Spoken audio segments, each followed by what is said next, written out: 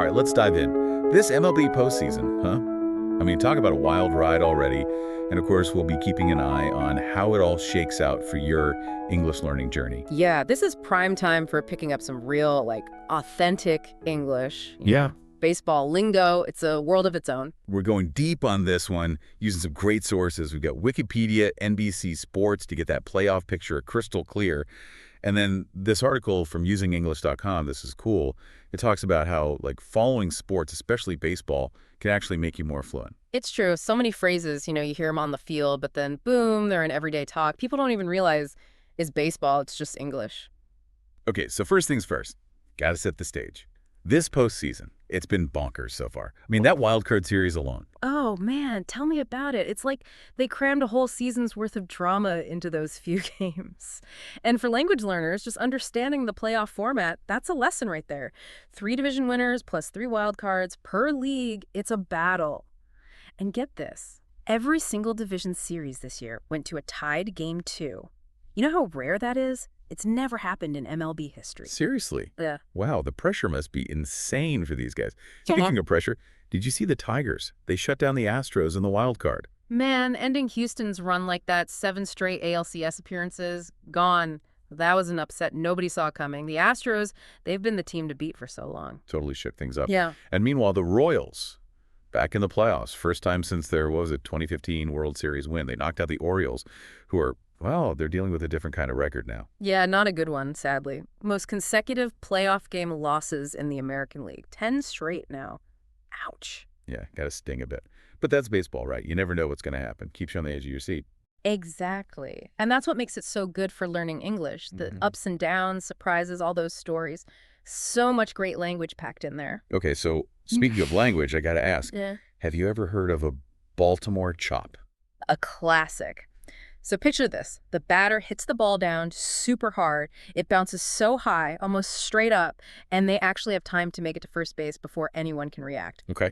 Crazy, right? Wild. And it's called a Baltimore chop because... Oh, supposedly it originated in Baltimore. Back in the day, the Orioles, they played on a field that was rock hard. So this kind of hit, it was almost a strategy. That's amazing. It's like those little quirks where words come from, that's the fun part. And baseball, so many of these terms, they're not just baseball anymore. They're like common English. Oh, totally. You hear it all the time. Hit a home run at work, struck out, asking someone out. Exactly. Threw me a curveball. That's a classic for when things get unexpected. Or grand slam, when you totally nail something. And that's the cool part for language learners. Get those idioms down, and suddenly you're understanding baseball and everyday English so much better. So you crack the code. Now, switching gears a bit, this World Series, Dodgers, Yankees, it's a rematch, 1981 World Series, Dodgers won that one. And overall, it's the 12th time these two powerhouses are facing off in the Fall Classic. And it goes way beyond baseball. East Coast, West Coast, New York versus LA. 2 totally different vibes, different cultures. And you know what? That comes out in the way people talk, too. Oh, really? I'm all ears. How so? Well, think about it. New York, it's fast, energetic, slang flying everywhere.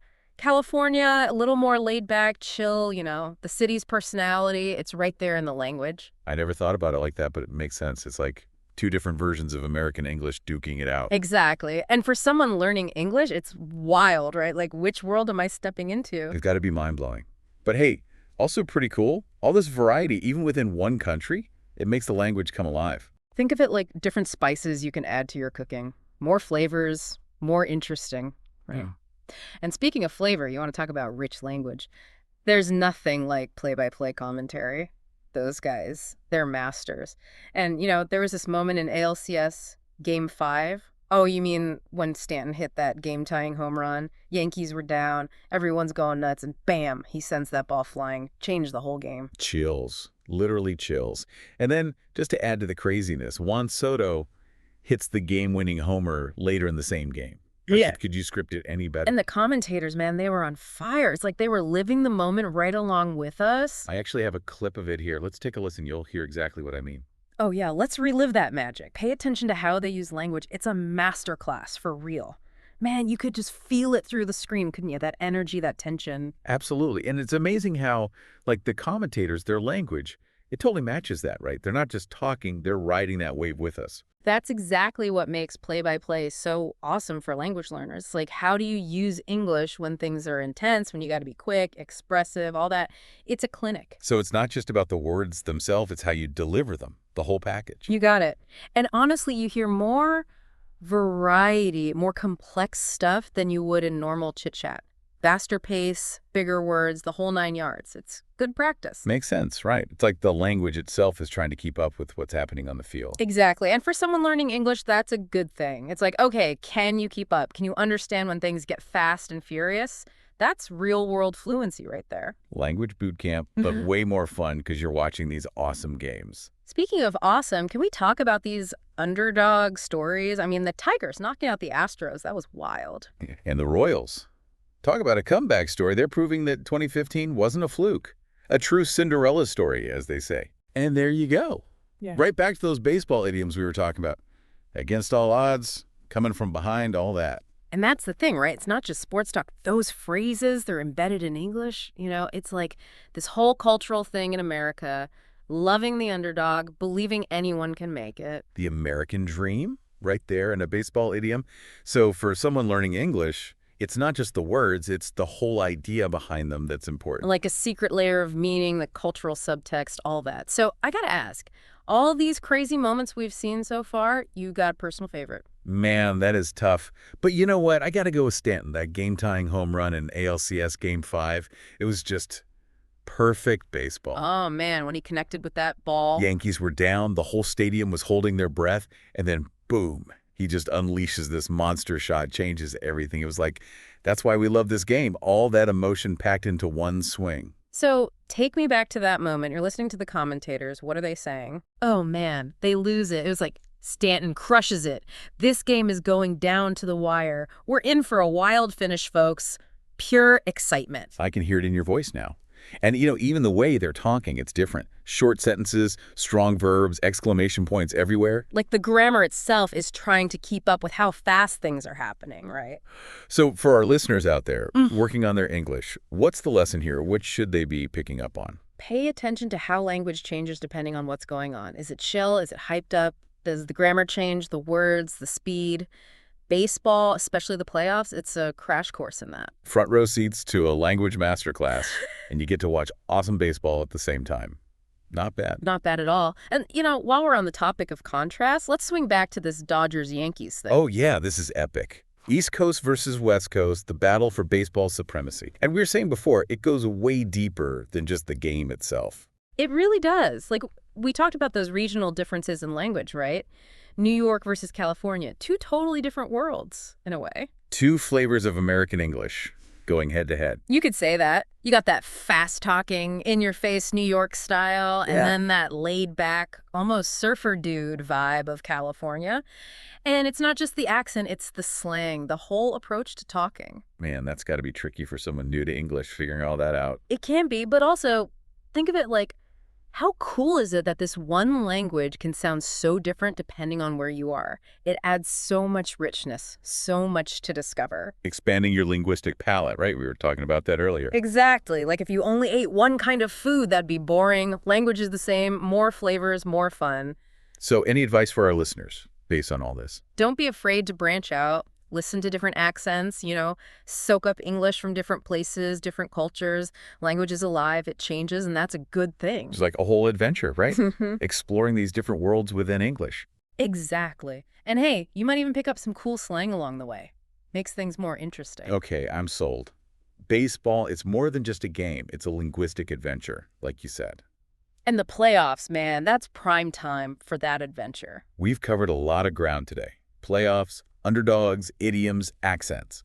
But there's one piece of this language puzzle we haven't cracked yet, and that's play-by-play commentary. It's a gold mine for language learners, and we're going to dig into that right after the break. All right, so we're back, and man, it's amazing how much we've learned about English just from talking baseball. Who knew? Right. It's like baseball has its own language almost. And to really get fluent in that language, you got to listen to the pros, the play-by-play commentators. Those guys are the real deal. What I find so fascinating is how they use language to actually create the experience for the viewer. It's not just, oh, here's what happened. It's storytelling, Right. They're building a whole narrative around the game. Exactly. And they use all these tools, vivid words, metaphors. They speed up, they slow down to build suspense, to highlight the big moments. And they even throw in their own personality.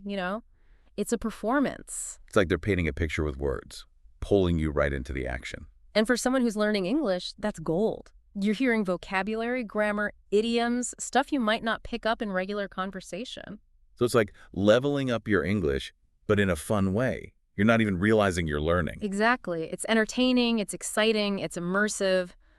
What's not to like? Now, I'm sure some people listening are thinking, hold on, isn't sports commentary full of, like, jargon, technical stuff? Sure, there's some of that, but even then, those commentators, they're good at explaining things, Yeah. making it clear for everyone. And they'll use comparisons, metaphors, to help you get the picture. So they're kind of teaching you as they go along. That's it. And don't be afraid to rewind. Listen again. That's how you really learn. Repetition, repetition, repetition. Okay, so for our listeners out there who are like, all right, I'm going to try this, learn English from baseball commentary, what should they be paying attention to? Give us the inside scoop. Okay, so first off, listen to the verbs. They're not just saying hit all the time. It's smashed, it's launched, it's crushed. Each word gives you a different feeling. Right, like the word choice, it really matters. And then those metaphors, those similes. He's running like a gazelle. This game is tight as a drum. That's where the language comes alive. Yeah, those little touches, they make all the difference. And don't forget the tone. How are they speaking? Excited? Nervous? Calm and analytical? That tells you a lot about what's going on in the game, too. Man, we've covered so much ground today. It's like I'm seeing baseball in a whole new light. It's not just America's pastime. It's a language learning powerhouse. It goes to show, right? Learning can happen anywhere, anytime. As long as you're into it, paying attention, you're going to pick stuff up. So as we wrap things up here, any final thoughts, something to leave our listeners pondering? Well, this postseason, it's been all about the unexpected, right? Neither team from last year's World Series even made it this far. So I'm curious, does that make predicting the future harder, more exciting, maybe both? And how would you say that in English? Maybe use some of those baseball idioms we talked about? Love it. A challenge and a little homework all in one. And hey, if you want more info, links to the articles we talked about, it's all on our website. Thanks for joining us on this deep dive, everyone. We'll catch you next time.